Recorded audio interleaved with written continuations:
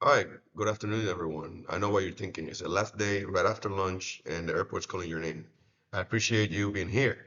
My goal is to make the next 15 minutes not only worth your time, but to equip you with the new perspective on one of the most personal, challenging issues facing our profession today.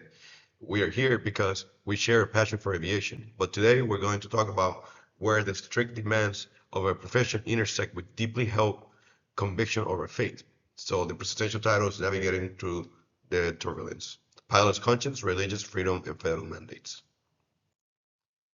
Our profession is founded in the bedrock of safety, enforced by strict government regulations. The FAA rightly demands peak performance. At the same time, for many of us, our faith is the guiding force in our life, informing every decision. In recent years, these two powerful forces have clashed, creating a major headache.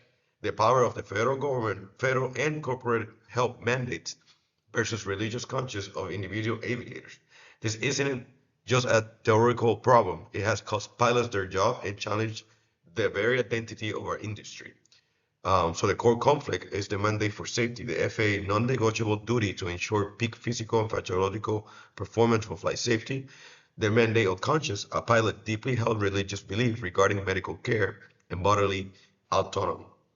The core question is how the industry upheld its paramount safety standards while respecting the bedrock of American value of religious freedom. So the conflict is rooted in two powerful sections, the federal law. On one hand, you have the FAA mission, a culture, a called safetyocracy. Under Title 49, the FAA has immense power to regulate all aspects of our industry, especially medical standards, with the safety of the public as the supreme law. And on the other hand, you have Title VII of the Civil Rights Act of 1964, a landmark bill that acts as the primary legal shield for religious liberty in the workplace. It requires employers to provide reasonable accommodation for an employee's sincere religious belief.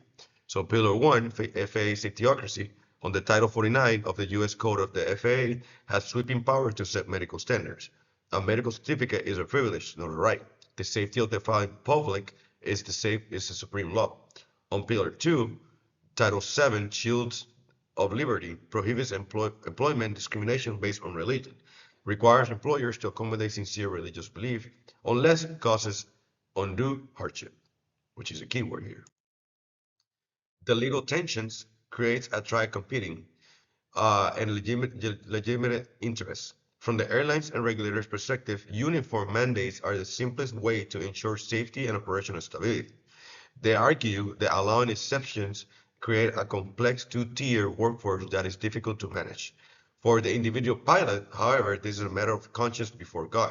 They argue the safety record is impeccable and that accommodation can be made without compromising on safety, making a refusal to do so as an act of discrimination. So the competing interests as a trial attention, you have two sides, the government and corporate review that focus on standardization and operational stability and risk mitigation, argue that exemptions create scheduling complexity and undermine uniform safety protocols. And then part two is versus is the individual pilot view, focus on conscious bodily autonomy and allegiance to our own, argues that safety can be maintained with reasonable accommodation and refusal to do so is discrimination. So for decades, the entire debate hinged on one phrase, undue hardship. What does that mean? For nearly 50 years, the answer came from the 1977 Supreme Court case, Transworld Airlines versus Hutchinson. The court set an incredible low bar, ruling that any accommodation that would cost an employee more than the de minimis or minimum amount was an undue hardship. The standard was so easy for employers to meet that it effectively gutted the accommodation requirement for decades. So the key question is what qualifies as an undue hardship that allows an employer to deny accommodation. The old precedent, Transworld Airlines Inc. versus Hutchinson, 1977, the minimus rule for nearly 50 years, the Supreme Court held that any effort imposing more than the minimum cost or the minimal inconvenience was undue hardship. The result, the standard heavily favored employers, making it easy to deny accommodation requests. But all that changed in 2023. In a unanimous game-changing decision, Grove versus DeJoy, the Supreme Court declared that the de minimis test was wrong and not that what Title VII required. To deny religious accommodation today, an employer must now prove that granting it will impose substantial increased costs on their business. The court wiped away 50 years of precedents. This is a seismic shift in the law, and its impact on the aviation industry is staggering. So in the new era, seismic shift, the game-changing case was Groff versus DJOR 2023. The unanimous decision, the Supreme Court threw out the de minimis test. The new, now the higher standard, to deny accommodation, an employer must now show that it will result in substantial increased costs in relation to the conduct of its business. The impact, this is a seismic shift creating a new and more demanding level of scrutiny for employers. To understand the weight of this decision, let's look at the facts. Gerald Grove was a postal worker who was an evangelical Christian, refused to work on his Sunday. The Postal Service disciplined him, arguing that accommodating him was an undue hardship because of its burdening his co-workers' hurt morale. The Supreme Court rejected that logic, clarifying that accommodation's impact on co-workers only matters if it directly disrupts the business with substantial cost. Simply putting convenience to others is not the same as substantial cost to the business. So the plaintiff was Gerald Grove, an evangelical Christian postal service. The conflict, his faith prevented him from working on his Sabbath Sunday. The employer's argument, the U.S. Postal Service argued that accommodating Grove burdened his co-worker and harmed morale. In the court ruling, the court clarified that an impact on co-workers is only relevant if it directly affects the conduct of his business with substantial increased costs. Harm to morale alone is not enough. So, as Christians, how do we navigate this? Scripture doesn't give a simple answer, but as a wise framework. Romans 13 calls us to be subject to governing authority, respecting the role of the FAA and our employers. But this is absolute. In Romans 14, Paul speaks of disputable matters where conscience is paramount, stating that each of us must be fully convinced of his own mind.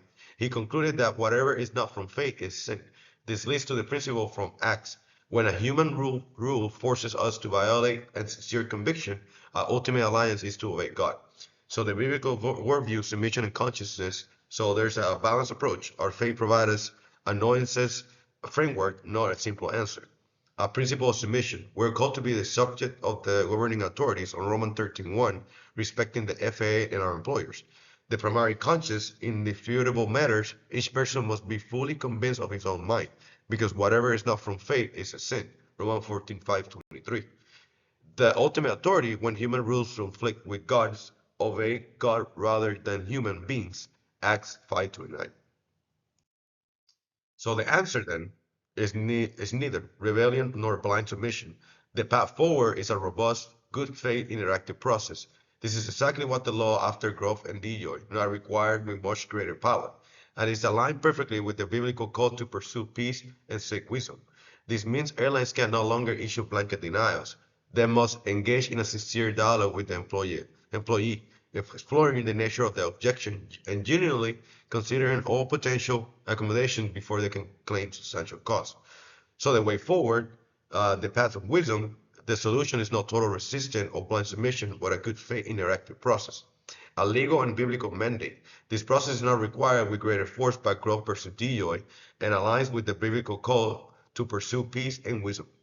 The goal, a sincere dialogue to explore potential accommodation. Can a pilot be restricted to domestic route? Can frequent testing substitute for a medical procedure? Can a scheduling system be adapted? So what does this process look like? It begins when an employer makes a formal request, then the management must meet with that employee to understand the conflict. The crucial third step is exploration, where both sides brainstorm solutions like can schedule be swapped, can route be adjusted. Finally, the employer decides if they deny the request. They must now be able to document exactly why every explored option will have resulted in substantially increased costs to the business. So the step-by-step is the request. The employee formally requests an accommodation, explaining the religious conflict. Step number two, the dialogue. Management meets with the employee to understand their belief and discuss their job requirements. Step three, the exploration. Both parties brainstorm potential accommodation, like schedule swap, shift changes, rule restriction, alternative duties. Step four, the decision. The employer implements a reasonable accommodation or denies the request, documenting it documenting details of how and what potential option will cause substantially increased costs. So the practical step for pilots. So what does it mean for us? First, articulate your belief now. Don't wait for a crisis. Be ready to explain the theological why behind your conviction. Second, make your request to do it formally through HR. Frame it not as a defiance, but as a request for partnership. And third, engage in the process with patient and reasonable spirit, open to solutions that allow us to honor your conscience and for the company to maintain its operation. So a practical step by step is one, articulate you believe now. Be prepared to kindly and explain the theological basis of your conviction before a crisis hits. Two, formalize your request. Use the official HR channel, frame your request as a plea for help and fulfilling both your faith and your job duties. And three, engage in reasonably and patiently. Participate fully in the interactive process. Be open to alternative accommodation that do not violate your conscience. So this new landscape also places new duties on the airline management and HR. First, they must update their religious accommodation policies. Relying on the old de minimis rule is now a significant legal liability. Second, they must train the managers on this new law, higher standard, and the legal duty to engage in the interactive process. And third, they must end the practice of blanket denials. Each request must be considered on its own merits in light of the employee's specific job. So step by step for them is they need to update your policies immediately. The old de minimis standard is no longer legally defendable. Policies must reflect the new substantially increased cost standard from growth procedure. Two, train your manager. Supervisor must be trained on the new law and the requirement to engage in the interactive process. Do not dismiss requests out of hand. And three, personalize the review process. Blanket denials are a legal risk. Each request must be evaluated individually based on the person's employee specific roles and duties. The conflict between federal mandates and pilot conscience is a defining issue of our time. For decades, the legal scales were tipped heavily in one direction. The Supreme Court decision in Gross versus Dior had decisively realigned them. As Christians in aviation, we are uniquely positioned to model the noble flight path forward and one that respects authority while honoring the sanctity of our conscience. By embracing this biblical and sounded, legally mandated interactive process, we can find solutions that protect both the safety of our sky and the spiritual well-being of the people who work in them. So it realigns the balance. Grove versus Steyer has realigned the scales, demanding a more robust defense of religious liberty in the workplace. Our opportunity as Christians in aviation, we can lead by example. The mission to chart a course that respects authority, honors the sacredness of consciousness, and uses a good faith process to find solution. The goal, safeguard the safety of our sky, the spiritual integrity of those who serve in them. And finally, thank you for your time and attention. The path forward requires collaboration and discussion from everyone in this room and across the industry. As Proverbs tells us, iron sharpens iron. I look forward to your question and to working together to find the wisest path forward. And thank you.